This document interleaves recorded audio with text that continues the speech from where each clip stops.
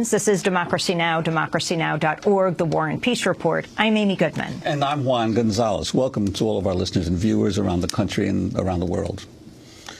An historic trial that began Tuesday in Argentina is set to reveal new details about how 6 Latin American countries coordinated with each other in the 1970s and 1980s to eliminate political dissidents. The campaign, known as Operation Condor, involved military dictatorships in Argentina, Bolivia, Brazil, Chile, Paraguay, Peru, and Uruguay. They worked together to track down and kidnap and kill people they labeled as terrorists, leftists, activists, labor organizers, students, priests, journalists, guerrilla fighters, and their families. The campaign was launched by Chilean dictator Augusto Pinochet, and evidence shows the CIA and former Secretary of State Henry Kissinger were complicit from its outset. At least 25 military generals are facing charges, and more than 500 witnesses are expected to testify during the trial. Last August, an Argentine federal judge issued a formal request to the Obama administration's Justice Department to make Kissinger himself available for questioning. The Obama administration did not respond.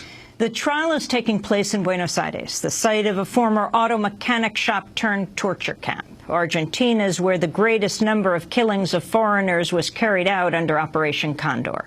All of this comes just weeks after Uruguay's Supreme Court struck down a law that had allowed similar prosecutions in that country. Well, for more, we're joined by John Dingus, author of The Condor Years, How Pinochet and His Allies Brought Terrorism to 3 Continents. The book brings together interviews and declassified intelligence records to reconstruct the once secret events. Before that, Dingus was with NPR and worked as a freelance reporter in Latin America. He is currently a professor at the Columbia School of Journalism. John Dingus, welcome to Democracy Now! Nice to be here. Thanks. Talk about the significance of this trial that's now underway in Argentina. Well, there have been several trials, and this goes back to when Pinochet was arrested in London in 1998. That unleashed an avalanche of evidence that went across Europe and led to trials in many places, Rome, Paris, Argentina, Chile, but all of them much smaller than this one. This one has 25 people accused. Unfortunately, or fortunately, who knows, many of the people who were involved in this have already died. They're getting old, of the top leaders. But this is 25 Argentinians and 1 Uruguayan, all of whom were in military positions, all of whom were involved directly with the actions of Operation Condor. This is historic in the sense that we're going to hear from 500 witnesses, and really in the Latin American legal system it's unusual. It's really only coming to the fore now that you hear witnesses as opposed to just seeing them give their testimony to judges in a closed room, and then later on people like me might go and read those testimonies, but really it doesn't become public. This is all public, and apparently a lot of it is being videotaped. So this is the first time that the general public is going to hear the details of this horrible list of atrocities that killed so many people.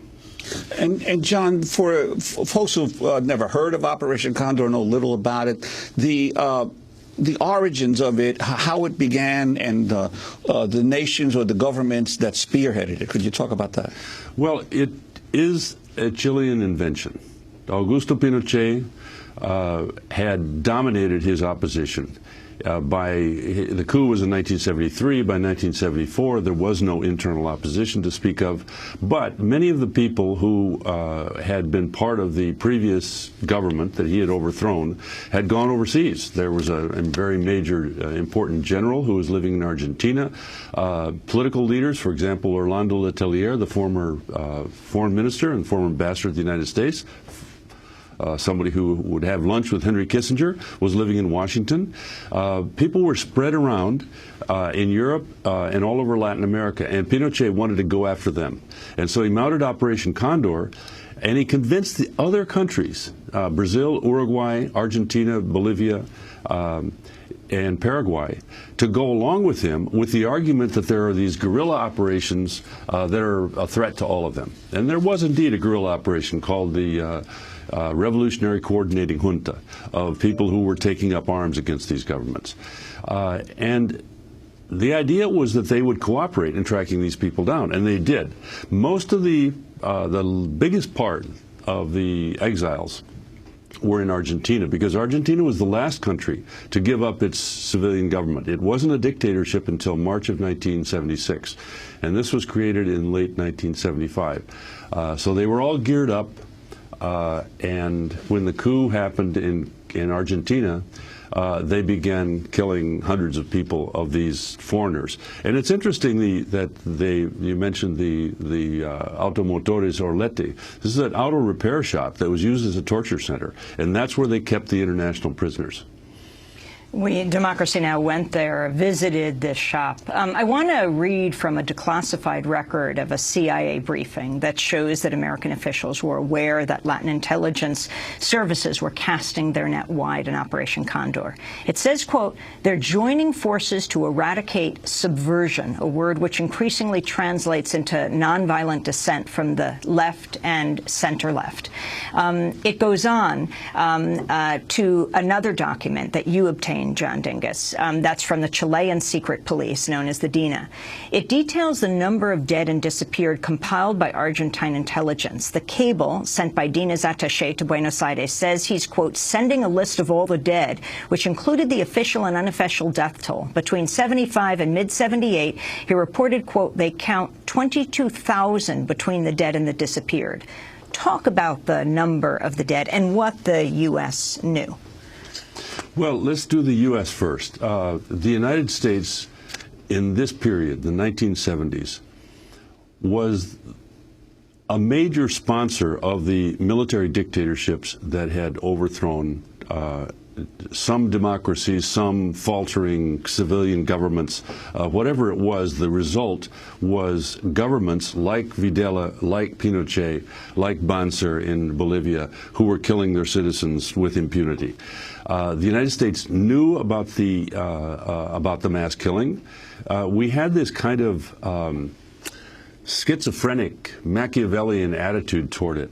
We really don't want these communists to be taking over governments, and we fear that democracy is leading to communist governments. Indeed, a leftist government led by Salvador Allende installed a democratically elected civilian and revolutionary government in Chile, and that's why Pinochet overthrew that government.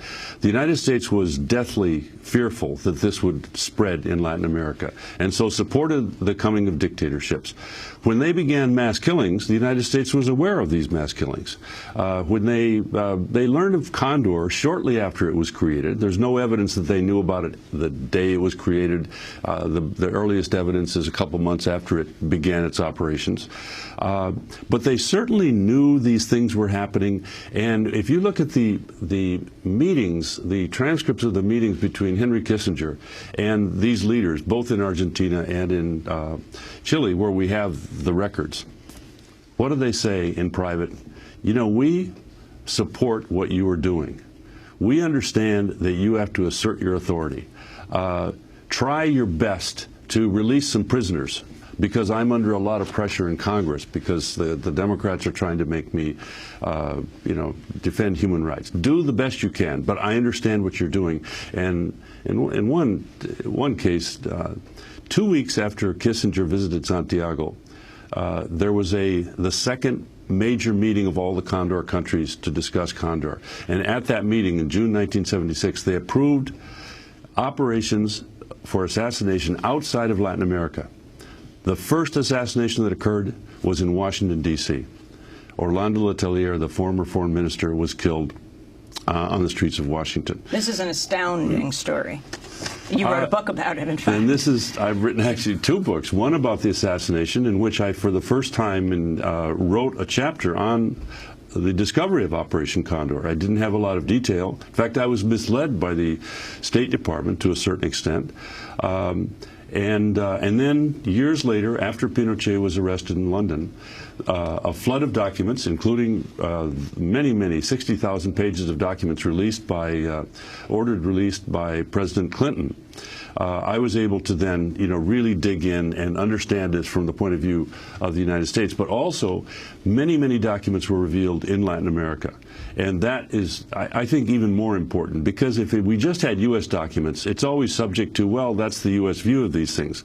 What was really going on in those Latin American governments? But explain how Orlando Letelier and his assistant, Ronnie Moffett, were killed in the streets of Washington, D.C., in the United States in 1976. Pinochet began this operation shortly after that meeting with Kissinger.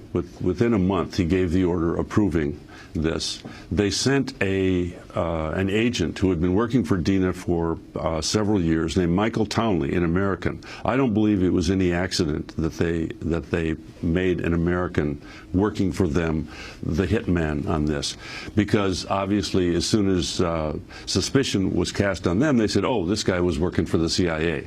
And a lot of people like to believe that the CIA does all these things, and in fact both the extreme right and the extreme left were saying, oh, it was the CIA who did it. There's no evidence that Townley was working for the CIA, but he certainly was working for the Chileans. He allied with some Cubans up in New Jersey, anti-Castro Cubans. They came down to Washington. Townley crawled under the car, installed a bomb that he had constructed himself. It's run by one of those old beeper devices. They followed the car down Massachusetts Avenue, and at Sheridan Circle, right outside near the Chilean embassy, they pushed the button, killed him. Ronnie Moffett was the wife of Michael Moffett, who was actually Orlando's assistant. She was sitting in the front seat, and that's why she was killed. Michael survived, and Orlando, of course, was devastated, died immediately. And Townley went to jail for a few years, and then Townley, the Chileans turned him over. The story of how we solved this case is incredible. The presumption was that the United States is not going to investigate this very strongly. Everybody that thought that was wrong. The FBI made an enormous investigation, solved the case, got pictures of the people, and that's the long story that I tell in the book. When they identified the people that had come up to the United States to carry this out, they went down to Chile, asked for the cooperation of the Pinochet government, and Pinochet eventually, they had two choices. Either they were going to kill Townley, and there's evidence that that was one of their plans, or they had to turn him over, and they eventually turned him over. He was taken to the United States, and he began to give testimony, and another flood of information came from Michael Townley. Townley still lives in the United States. He served only 5 years in prison.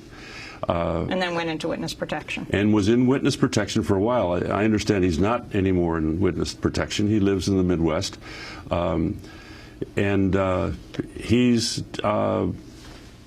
He has cooperated. I don't know whether there's any remorse in his part, but he has cooperated with many investigations since his imprisonment. John, I'd like to ask you about a unusual figure that you talk about in the book and his role in trying to end Operation Condor. Ed Koch, the recently deceased mayor of New York, who was then a young liberal congressman and who began asking all kinds of questions about what was going on and angered our own government. Could you talk about that? Ed Koch, a beloved figure in this city, and certainly everybody that's dealt with him has had the same experience. And I was reporting this story. He was very cooperative with me, and he came to my book party, so I love him too. Ed Koch was a congressman. He spearheaded an amendment to a bill to cut off military aid to Uruguay. The Uruguayans were members, this was 1976, the Uruguayans were members of Operation Condor, and the CIA discovered, and I think the evidence is that they discovered because they talked about it in front of them, that they said they were going to get the Chileans to go up to Washington to kill Koch.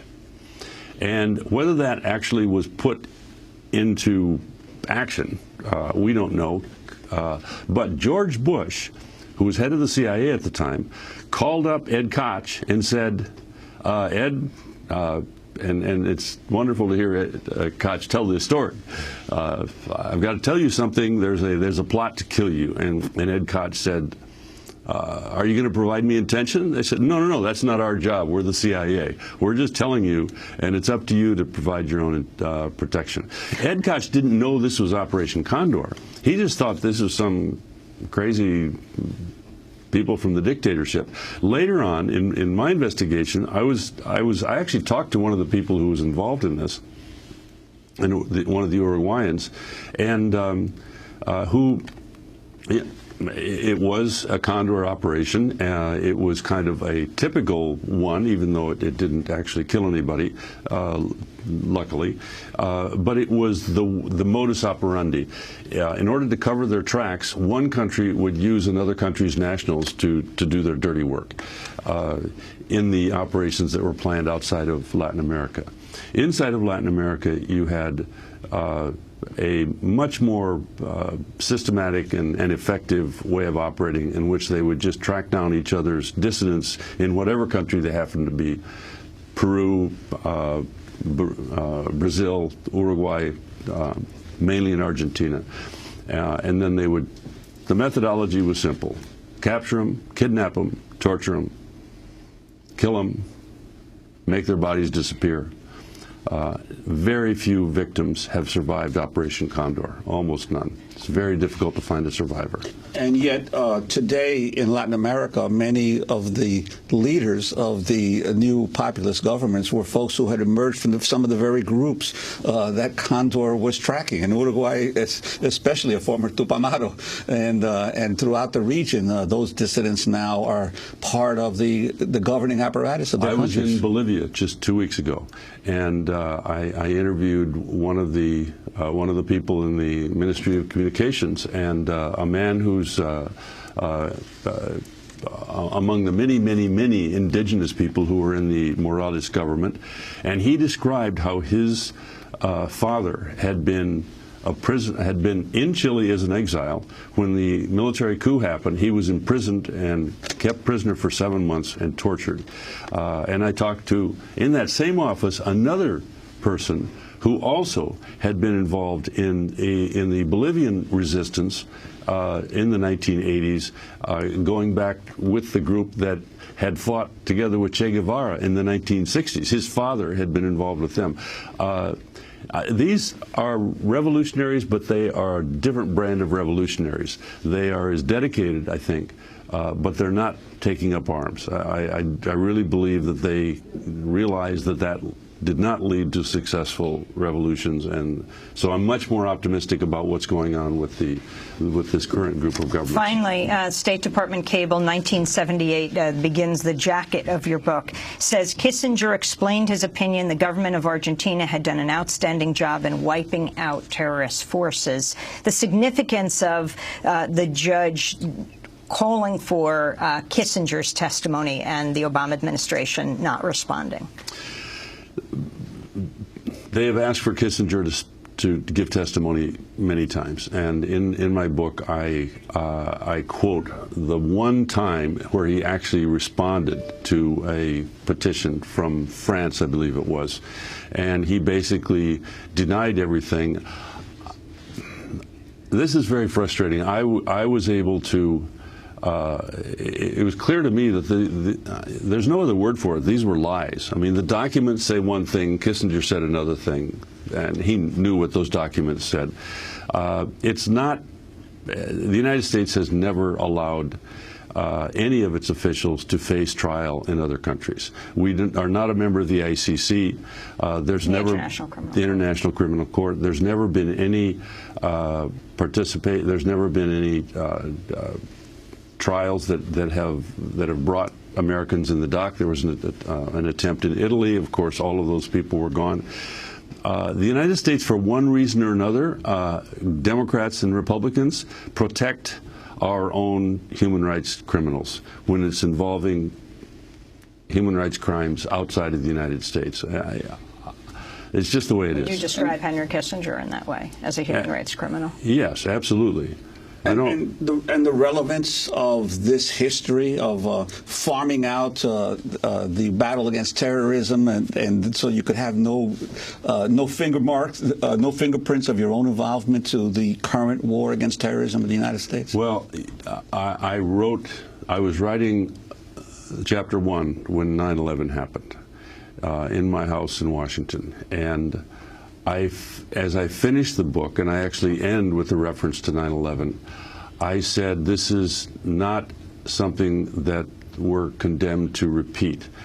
And I was making the comparison between the war on terror in the 1970s and the current war on terror that was launched by President Bush. I thought we had learned the lesson that you don't imitate the methods of your enemies or those who had been shown to be human rights criminals.